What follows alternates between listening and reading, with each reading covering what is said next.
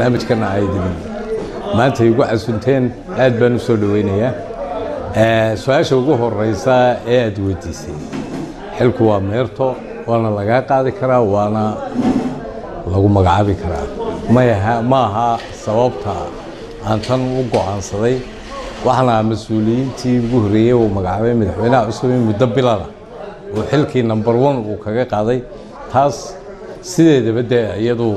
siyaasaduna argoosi bay leedahay waxaan u arkaa una argoosi siyaasadeed adiga inay ahayd oo loo dhaxaysay hase yeeshee aan ugu ogeyn kadaalunaan ka ogaaday أنا لكن صاحباتي مركز رواه شيكتي مركز صاحبنا بات. مركز رواه أنا كل ده وحبه ما هيو لكن وحنوار كيوم ده تصير يا هيد أنا جوان هو شيء ديك سو بحوين إلى أرجوس السياسة ده هيد ورمتي ده أد بدرين كي وطاوت ولكن تبتو وين أرجوس كاسمي هيد بدر. ده سامر كيان. واحد شري خلاف الدستور كلا نحكي له أديك يو قلنا له ركت الجناس ما يخلاف نموسو كلا نحكي لين وحيان حق لها بيهاي oo in aan socodsiyo siyaasadda dawladda waxaanay faraya xeerka ku magacaabanay in aan fuliyo maadaama aan ahay mas'uulka ugu sareeyay wixii qeyr sharci oo dhan in aan talaabo ka qaado taas shaqadeedii aan gudanayaa bay ahayd khilaafna soo kala dhex galay ma ahayn chamber commerce xaq uma laha inay lacag hadda baan leeyahay cashuur qaadaan waxaan cashuur aan baarlamaanka ku baas karayn oo aan ahayn dawladdii dhexe dawladda hoose cid qaadi kartaa ayaan aaminsanahay ma jirto marka cashuurtaas ka joojisay maya waan joojiyay taa iyo qaar badan oo kale la midaba waxaan ku kalsoonahay marka sharciga dalka la eegay in aan anigu wadadii sax ku taagnaa haddana waan leeyahay waana waxyaabaha aan u rabno in isbedel laga sameeyo dalka xor iyo xalaal lagu dhaqan geliyo shuruucda dalka watay maalintii xil wareejintayna laha sharciyadii Muuse laha sharci waa lagu dhaqmaya de sharciyadii gabigeedii isaga laabay oo sharciga malaha madaxweynaha wuxuu buu yaqaan qofka booliisku soo qabtay maxkamadda la geeyay ee dambi fara kula jiray ee shicibka waliba laakiin inuu madaxda dawladda iyo kala jahaynta iyo kala xadeynta wasaaradaha iyo wasaaradda wala waxa xaq u leedahay wuxuu gudoomiyo xaq u leeyahay waxay dawladdu xaq u leedahay inay sharciyada ku taabo taas horaan uga hadlo maanta runtii ku noqon maayo oo gundada lacaga ay sharci gareeyay dad ku gashay qolada rugta ganacsiga taas imika waxba kaga noqon maayo waa wax sixid badan u baahan ma aha kaligeedna waa dalkoo dhan bay meelo badan ka taagan tahay in wasaaradda waliba waxay doontaa iska qorato waana waxyaabaha loo baahan yahay isbedelka in laga sameeyo watay laakiin markii laga qaaday xilka iyaga arrinkoodii ma la galo ma la joojiyay lacagta sharciga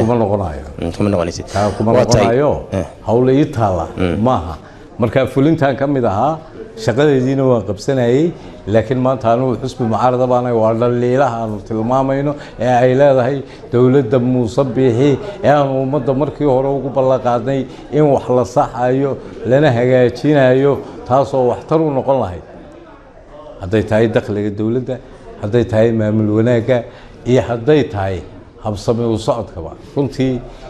dawladna ma socon karto ama horumarkeedu ma muuqanayo haddii aanu ka bilaabin dawladaha hoose iyo gobolada haddii aanay la shaqaynaynin dawladdii dhexe marka taasi waxa weeyaan waxaan waayo arag ku ahay oo adiguba dee aad markhaati iga imika sanadkii 2 mashruuc oo la tilmaamo oo waddankaa dhan ka hirgalay dee ma jiraan taasina waxa weeyaan dee fadhiidnimadaan ku tilmaamayno xukuumadda iyo maamulkeedii oo aan wada socon oo Muuse uu isku soo xilxilay intii wasaaradahayd wasaarad walbana uu isagu ka yahay wasiir oo aad moodo sidii bari dambe uu dhaqmi jiray labadii sanadood ugu dambeeyay uu Maxamed Xaashi uu dhaqmi jiray wasaaradaha oo dhan isagu dekada uga haystay aan wasaarad shaqadeediiba madax banaan taana dal ku socon maayo marka taasi waa dhaliil maanta waan ku dhaliilaynaa markaad xilka wareejinaysay hadal baad jeedisay khudbad dhinacyo badan taagan oo saxiitaa suugaan ay ku jirtay waxaan leeyahay tix aadan ku cibraysay dad baad sheegtay inay ku dul nool yihiin gobolka Gabiley oo dadka u dhashay aanay waxba ku qabin iyo saaxilba dadka hawsha markaan runta ku sheego maalintaasaan kaga jawaabay wuxuuna hadday mar tagaan laakiin waa sugtay una maad sarin hadalka maad saafin maya waan sarayoo waxaan ku saray marka la yidhaahdo berbere waxeeda waxa cuna reer hebel gabiley waxeeda waxa cuna reer hebel laakiin dad kale cuno way been yihiin yaa wixina ay maamul xumo iyo shaqo ay qabsan weydey dawladdu ay ku lumaan taasan tilmaamayay waa hawl muhiim ah oo u baahan in la dabagalo oo dalkeenni si uu dal u noqdo taasi xukuumadda fulinta u taallaa waa dhaliil lakada ka saaran dawladda ka saaran waa tay ma aha mid aan imika dub ugu noqonayo waa dhaliil ay leeyihiin anuguna inaan u saxo mar rabo inaan ku cambaareeyo ayagu shaqadooda qabsadaan weeyaan waa tay waa isaa weeye waan ka baxayaa mawduuca laakiin hal su-aal ugu dambaysa wan master balaanka markii laga saarayay ama waxa la yiraahdo magaalada Wajaale ganacsatada Wajaale way isku yara dhacdeen bariire iyaga laftoodu dacwada madaxweynaha u keenay dacwadoodaas maxay ku salaysanay wax allaala wax ka jira waa digreetadii kali ahayd ee madaxweynaha ka soo baxday ee hirgasha ilaa maanta waad ka waraysaa taasna waanu ku faanaynaa dadka reer Wajaalana raalli baanu ka lahayn faa'iidadeedina maantaba way dareemeen laakiin waxyaabo badan oo kale aan halka ka sheegaynaan ku soo gooyay argoosi baa ahayd ayuun baan ku dhameeyay taas cid baanay saaran tahay cid labaad ma saarna xisbigaagii kulmiye waad ka baxdaa ma waxaad uga baxday sabab arada ka dhalatay xilka qaadistaada misaarimo kale weyn baa jira waxa qof xil ka tagay oo taa u cadhaysan ma jecli saadii wareysanaysan waa noocyada manaha waan shaqaynayay shaqadeedii baan qabsaday waa iyada nooc kale ahayd oo siyaasadda ka mid ah ayaad uga tagtay xisbigii ayaa jirtay hase yeeshee meeshii waxa weeyaan haddii aanad waxba ka tari karayn horta waan kuu sheegay inuu xisbigii kulmiyo dee waa ka caddeeyey xogayii guuda wuxuu yidhi xisbigaba kama mid ahayn xisbiga mar haddii aanad ka mid ahayn adigu xisbiga kamaad mid ahayn miya maya ka mid baan ahaa laakiin nidaamka yaalla meesha ayaa wuxuu kolba ninka la socdo mooye ninka kale ee yidhaahdo waxaas way qaldan yihiin ayaan ka mid ahayn siduu caddeeyey dee xogayaha guud sidaa daraaddeed waata dee imika bahalkiiba haysataa saaxiibkaagii adanteed weydiinaysay ama saaxiibkayba shabeeloo kale waxa weeyaan qofku ra'yigiisa iyo quluub ilaahay baa kala duwan waana inuu sheegi karaa hadduu qofku halkan xor ka yahay hadduu xaakimka jooga iyo hadduu macaaridka joogo labadaba waa inuu sheegi karaa wixii qaldan marka haddaad wax qaldan sheegto waa in lagu yidhaahdo kamuu mid ahayn waan ka mid ahaa laakiin waa ka tegey waanaad ogeyday gudoomiye ixtiraam kuwa ugu cadcadaha weliba ragii waa shaqaynayeen aad ahayd aan qarsanaynin waayo taasna iskuma ilkaanbayno markaana hadaf baan wadanay guushii waan gaadhnay laakiin uu noqon waayey hogaamintii xisbiga iyagu hogaamintii looga baahnaa noqon waayey inaad dalka toosiso oo wixii qaldan muujiso oo aragtidaada xor u noqotid ayaad xisbigii kulmiye uga baxda waan kula fahmay laakiin xilligan mucaaradkii xisbiyada mucaaradka laftooda waxay leeyihiin xukuumaddii may gaadhin xilligii la mucaaradi lahaa xilligii la sixi lahaa sheeko raqiis ah maaha uun maalinta doorasha soo dhawaato xusbi hebel baan ka baxo xusbi hebel baan u gudbay inaanu baran waa inaan ka sii bilowna inaanu dhaliil kastoo dowladdu leedahay aanu sheegno oonu ku hantinaa quluubta dadka iyo dalka iyaga badbaadadiisa waayo waxa weeyaan markaan leenahay waxa qaldan baanu sheegaynaa waxa loo samaystay horta xisbiyada mucaaridka ee dastuurka inoogu jiraan inaad fahansan tahay baa fiican laakiin waxaan u malaynayaa adigoo wariyaa laftigeeda inaanad fahmin xisbiyada waxa loo samaystay in ay ka faa'iidaystaan oo dhaliilaan xisbiga talada haya ayaa mucaaridka loo sameeyey dastuurkaanu inoogu jiraa waana mid sharciya taas uun baan qaatay anugu waxaanan u doortay xisbiga u cudunaya xisbiga keliya maanta la isugu iman karaayo danta dalka iyo dadka ee ka saafiya qabyaalad inuu yahay ayaan qabaa waayahay dhaliilaha ugu waaweyn kusoo jiitay aad xilligan mucaarada ku beertay in la isba gaadhin maxaa ka mid ah adeer waa la isgaadhay madaxweyne cusub baa yimid doorashaynu galnay kambayn baynu galnay waajibkii ugu horreeyey wuxuu ahaa in la awdo dildilaacyadii ama goldololooyinkii ka yimi doorashooyinka oo lagu kala tagaa dowladdii isu soo celin lahayd ayaynu uga baahnayn tiina dee muuse muu dhisan oo adiguba waad ka warhaysaa midda kale ummaddu dee jaawareeradu ma baahnayn in runta lagu dhaqmo ayay u baahan tahay iyo xaqiiqada in lagu dhaqmo sidaa daraaddeed waxaan qabaa xukuumadda muuse ee maanta dhisan iyo kuwa kalu keeni doona waad og tahay maanta waxa miidiya haystaa shalayto dar magacaabidii uu wax magacaabay runtii annagaan diidanayn hadday dhallinyaro tahay iyo hadday tahay oo dadku xaq xuquuqu wada leeyahay hase yeeshee dee inaanay dabooli karin oo meelo xirfad yaqaano looga baahnaa oo dhakhaatiir looga baahna iminka idiskoo kale dee loogama baahnayn nin shaqo loo doonaya waxaa looga baahnaa dadkii shaqadan garanayay oo inoo wada buuxa oo hadduu hayb ku doonayay iyo hadduu ku doonayo waayo aragnimoba ay tahay laakiin waxaan qabnaa aragtitaa ka duwan runtii oonan imika waxba halka kusii dheeraanaynin oo ah waxaaba inaanu ninkani u jeedin booska inuu cid ku buuxiyo shaqo ku siiyo mooyaane inay habsami u socoto shaqadii qarankee looga baahnaa hay-addaasi ya waxaan dhaliilaynaa hay-adda tayada waxaan dhaliilaynaa hay-adda uu shalayta magacaabay ee aidiska dadkuu magacaabay mid walba waxa weeyaan dhaliil baa dul hoganaysaa marka inay xukuumaddii isgarato oo halkaa dadkii looga baahnaa la geeyo iyagay dan u tahay innagana waa inoo dano dee wuxuu hadday hagaagaan dee adan meel hagaagsan oo dhisan baanu u imanaynaa laakiin hadhow inaanu kow ka soo bilowno diyaaruma nihin marka talada dalka uu qabto xusbigeedu midda kale mid iska daa xusbiyada mucaaradkii inay jaanis siiyaan bilna ha noqotee uma taalo dhaliil kastoo dowladdu leedahay waa inay tilmaamaan oo ummadduna aragto annagoon been ka sheegaya marka anugu doorkii mucaaradku maan qaadanaya xusbigaygu qaadanaya waad aragtay dhayli imika waan ka hadalaa waana ka hadlay doonaa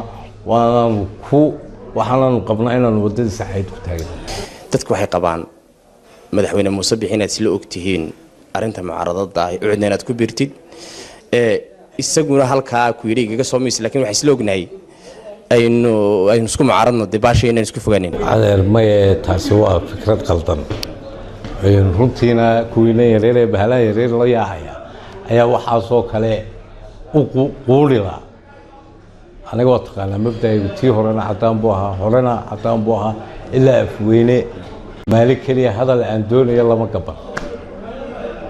anoo xukuumadda ka shaqaynaya baan sheegi jiray maantana waan sheegayaa muuse biixi madaxweynahayga waanu arkaynaa mucaaridku way arkayaan islama ogidin laakiin kuma odhanin war xilkii haddaan kaa qaaday taasi dee meeshaba miyay iman kartaa meeshaba mid iman karta xusbigaa ii soo gal hebelow hadduu nin siyaasadda intaa le ku shaqayn karaya yahay ciilba maan qabeen waayo anigu waa madaxweynahan soo dhistay waa madaxweynahan u soo dub jiray waa madaxweynahan hantidaydii geliyey waa madaxweynaha weliba aan sharciga ku xadgudbay anigoo badhasaa waan isu qaawiyey kuma ciil qabo hadaf baan lahayn waan gaadhnay waan soo saarnay laakiin madaxweynuhu wuu noqon waayey ninkii waan arkay kelmaddaad wax ka soo saaraysaa waxa weeyaan madaxweynahan la kulmay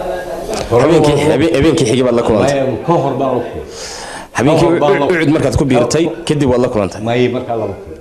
waayo ucud ku biiray saaxiib lama kulmin laakiin haddaan la kulmo ceeb ma aha waa lala kulmi karaa wararka sheegayna xilli habeena la kulantay markaad ka biirtay markaad ucud ku biirtay waxba kama jiraan baad leedahay maydaan wada kulmin ka hor waa madaxweynahaygii waana dee saddexda guddoomiye soo ku wada fadhiyey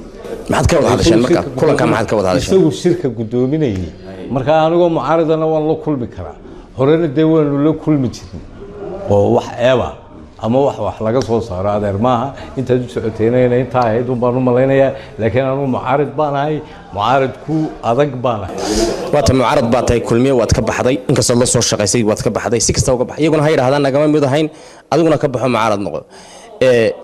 dhowaan waxaa jira khilaaf kale oo xisbiga dhexdiisiiya ninkii jaac shabeel oo gudoomiye golaha dhexe ah wax la yidhi waa laga qaaday xilkii isna wuxuu leeyahay sharciyad maaha qaabkan laga qaado gola dhexe unbaa xilkan